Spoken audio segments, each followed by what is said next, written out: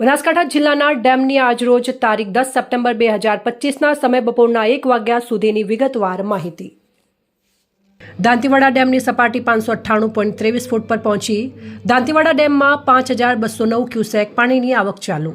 દાંતીવાડા ડેમમાં પાણીનો સંગ્રહ 84.3% નોંધાયો। દાંતીવાડા ડેમના પાણીની જાવક નીલ છે।